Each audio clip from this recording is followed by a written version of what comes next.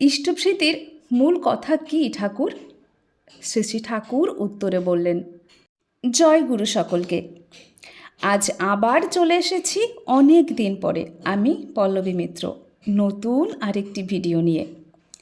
আজকে আমরা ইষ্টপ্রীতি নিয়ে কিছু প্রশ্নের উত্তর জানব, যে প্রশ্নগুলো আমাদের মতো অনেকেরই মনে বাসা বেঁধে আছে, কিন্তু তার কোনো উত্তর নেই।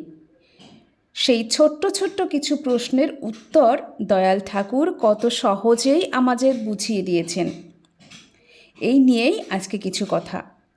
তার আগে আমার সকল দর্শক বন্ধুদের একটা ছোট্ট আবদার, এই ভিডিওটি যারা দেখছেন তারা সকলে ভিডিওটি দেখার পর সাবস্ক্রাইব করে আমার এই গুটি গুটি পায়ে চলতে শুরু করা চ্যানেলটিকে প্রতিষ্ঠিত হতে সাহায্য করুন, এবং ভিডিওটি ভালো লাগলে একটি লাইক দিয়ে যদি কোনো ভুল ত্রুটি থাকে সেগুলো কমেন্ট করে জানিয়ে আমাকে জানার সুযোগ করে দিন। চলুন তাহলে জেনে নিই ইষ্টপ্রীতি সম্পর্কে কিছু কথা।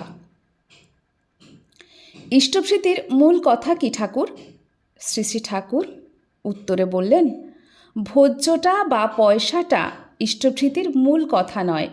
ওর মূল কথা হলো ইষ্টকে দেওয়ার আবেগ।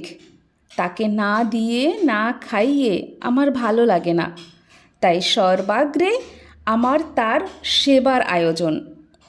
ওই আবেগ যখন মানুষের অন্তরে নেশার মতো পেয়ে বসে, সে তখন তার সব করার ভিতর দিয়েই তাকেই অর্ঘ্যনন্দিত করতে চায়। জীবনে যেন তার একটা অফুরন্ত উৎসাহ লেগে যায়। এটাই হলো ইষ্টপ্রীতির মূল কথা। শ্রী শ্রী ঠাকুরকে আবার প্রশ্ন করলেন, ঠাকুর, ইষ্টপ্রীতি কি নিজ হাতে পাঠানো উচিত, নাকি অন্য কারোর হাত দিয়েও পাঠালে চলবে? শ্রী শ্রী ঠাকুর উত্তরে বললেন, আগে রাজা মহারাজারা পর্যন্ত ইষ্টার্ঘ্য নিয়ে নিজের মাথায় করে গুরুর কাছে বয়ে এনে দিত। এখন অন্তত নিজে পোস্ট অফিস পর্যন্ত যাওয়া ভালো। গুরু সেবা চাকর বাকর দিয়ে করতে নেই রে, নিজ হাতে করতে হয়।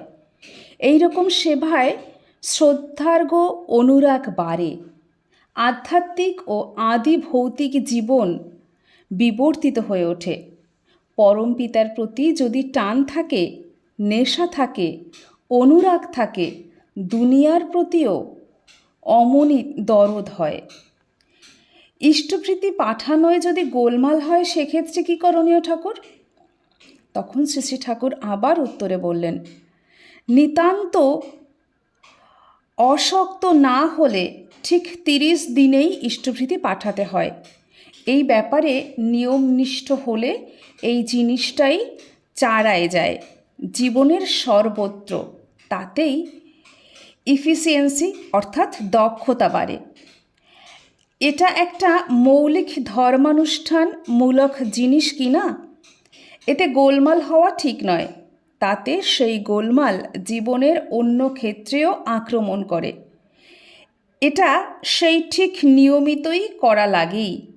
ইষ্টপ্রীতিকে বলে সামর্থ্যযোগ, সাইকোফিজিক্যাল কনসেন্ট্রেশন, অর্থাৎ শরীর মানুষ একাগ্রতা।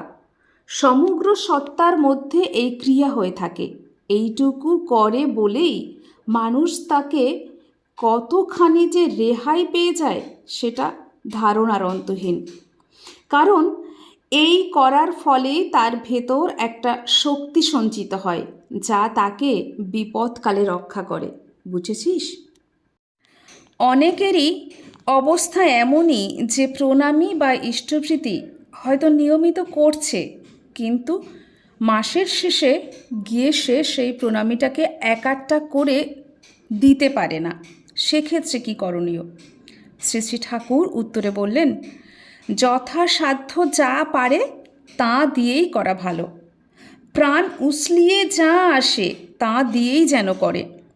ইষ্টের জন্য করার বুদ্ধি যত হয় ততই মানুষের যোগ্যতা বাড়ে। চেষ্টা করো প্রত্যেকের কর্মশক্তি যাতে বেড়ে ওঠে। শ্রম কাতর যেন কেউ না হয়। সাথে সাথে আরও দেখো পারিবারিক শিল্প কি কি হতে পারে।